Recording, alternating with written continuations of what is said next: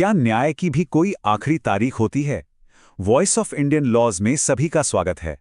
आज हम भारतीय नागरिक सुरक्षा संहिता 2023 के उन बेहद महत्वपूर्ण सेक्शंस को समझने जा रहे हैं जो ये तय करते हैं कि कानून की घड़ी आखिर कब चलती है, कब रुक जाती है और कब उसे न्याय के लिए पीछे भी किया जा सकता है।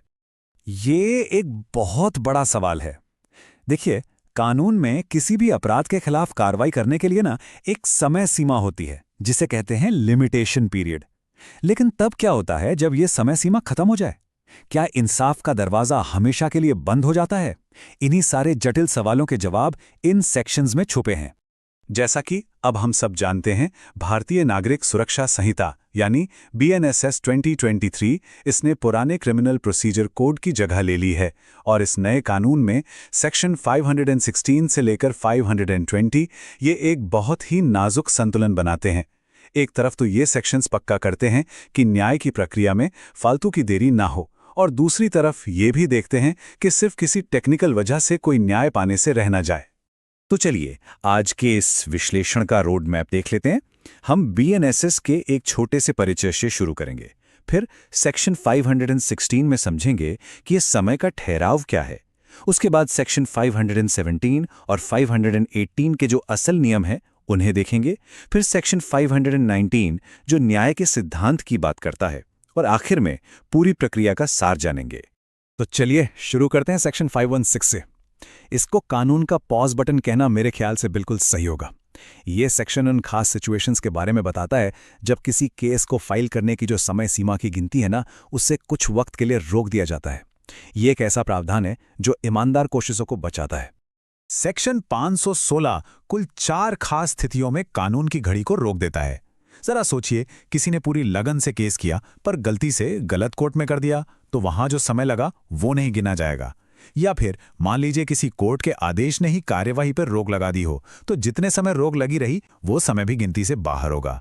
बिल्कुल इसी तरह किसी सरकारी अधिकारी पर केस करने के लिए जो मंजूरी लेने में समय लगता है, या फिर जब अपराधी देश से ही फरार हो जाए, उस पूरी अवधि को भी समय सीमा से हटा दिया जाता है। यहां एक बहुत ही महत्वपूर्ण शब्द आता है, ड्यू डिलिजेंस, यानी सम्यक तत्परता। अब इसका सीधा सा मतलब क्या है?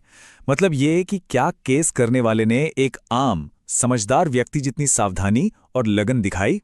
मान लीजिए किसी व्यक्ति ने दिल्ली के कंपनी के खिलाफ केस गुरुग्राम की कोर्ट में फाइल कर दिया क्योंकि कंपनी का दफ्तर वहां था। उसने हर तारीख पर हाजिरी भी दी। बाद में पता चला कि केस का ज्यूरिसडिक्शन तो असल में दिल्ली में था। अब यहां भले ही कोर्ट गलत थी, पर उस व्यक्ति की लगन साफ दिख रही है। इसी को ड्यू डिलिजेंस कहते हैं, और इसी आधार पर सेक्शन 516 की छूट मिलती है। और हां, ये कॉन्सेप्ट परीक्षाओं में अक्सर पूछा जाता है। अब जरा परीक्षा के नजरिए से इस सेक्शन को देखते हैं। इसका जो मुख्य कॉन्सेप्ट है वो है समय का अपवर्जन, यानी एक्सक्लूजन ऑफ टाइम। इसकी चारों शर्तों को याद रखना बहुत जरूरी है। सब सेक्शन 1 के लिए सद्भावपूर्वक यानी गुड फेथ और अधिकारिता का अभाव यानी डिफेक्ट ऑफ ज्यूरिसडिक्शन, ये कीवर्ड्स बहुत महत्वपूर्ण हैं। साथ ही सब सेक्शन 3 का जो स्पष्टीकरण है वो ये साफ करता है कि मंजूरी लेने के लिए आवेदन करने की तारीख और आदेश मिलने की तारीख, ये दोनों ही दिन समय सीमा की गिनती से बाहर रखे जाएंगे। चलिए अब अगले 2 सेक्शंस की ओर बढ़ते हैं, सेक्शन 517 और 518। ये ऐसे प्रैक्टिकल नियम है जो असल दुनिया की परिस्थितियों को ध्यान में रखकर बनाए गए हैं। यही वो नियम है जो कानून को ज्यादा तर्कसंगत और उपयोगी बनाते हैं। ये स्लाइड दोनों सेक्शंस को बहुत ही अच्छे से समझाती है। देखिए, सेक्शन 517 एक बिल्कुल सीधा सा नियम है। अगर केस फाइल करने की आखिरी तारीख को कोर्ट बंद है तो अगले वर्किंग डे पर केस फाइल किया जा सकता है, सिंपल। वहीं सेक्शन 518 चलत अपराध या कंटिन्यूइंग ऑफेंस की बात करता है। सोच कर देखिए, किसी ने किसी को गलत तरीके से बंधक बना रखा है तो ये अपराध हर पल हर एक सेकंड जारी है। इसलिए ऐसे मामलों में समय सीमा की जो घड़ी है वो हर पल रीसेट होती रहती है। और अब हम आते हैं सबसे शक्तिशाली प्रावधान पर, सेक्शन 519। ये एक तरह का अंतिम सुरक्षा कवच है जो अदालत को ये सुनिश्चित करने की शक्ति देता है कि सिर्फ तकनीकी कारणों से न्याय की हार न हो। कह सकते हैं कि ये इस पूरे अध्याय का दिल है। इस स्लाइड पर लिखे शब्दों पर जरा ध्यान दीजिए। न्याय के हित में ऐसा करना आवश्यक है। ये छोटा सा वाक्यांश सेक्शन 519 को असीम शक्ति देता है। ये पूरी तरह से कोर्ट के विवेक पर छोड़ता है कि अगर न्याय की मांग है तो समय सीमा के कठोर नियमों को भी नजरअंदाज किया जा सकता है। तो सेक्शन 519 के तहत कोर्ट 2 आधारों पर अपनी शक्ति का इस्तेमाल कर सकता है। पहला, अगर देरी का कोई वाजिब कारण बताया जाए, मान लीजिए कोई पीड़ित लंबे समय तक अस्पताल में था, और दूसरा, अगर कोर्ट को लगता है कि मामले की सच्चाई जानना और न्याय करना ही सबसे जरूरी है। ये प्रावधान एक बहुत महत्वपूर्ण सेफ्टी नेट के रूप में काम करता है, ताकि कठोर नियमों की वजह से किसी के साथ अन्याय ना हो जाए। अब हम अपने विश्लेषण के अंतिम चरण में आ गए हैं। इसमें हम आखिरी प्रक्रियात्मक सेक्शन 520 को समझेंगे और अब तक जो भी हमने चर्चा की है उसका एक क्विक रिकैप करेंगे। सेक्शन 520 एक बहुत ही सीधा और सरल सा प्रोसीजरल नियम है।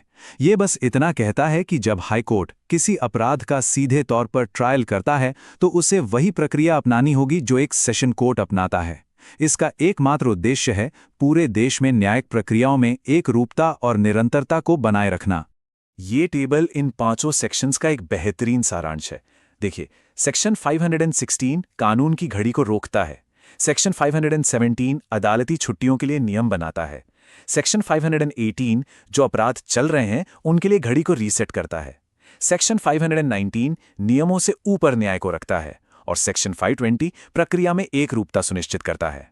ये टेबल रिवीजन के लिए एकदम परफेक्ट है। कृपया ध्यान दें कि यह विश्लेषण केवल शैक्षिक उद्देश्यों के लिए है, इसे किसी भी तरह की कानूनी सलाह ना समझा जाए। अगर आपको हमारा ये प्रयास उपयोगी लगा तो कृपया इसे लाइक, शेयर और सब्सक्राइब करें ताकि हम और भी ऐसे कानूनी विश्लेषण लाते रहें। यह वॉइस ऑफ इंडियन लॉज की एक प्रस्तुति है।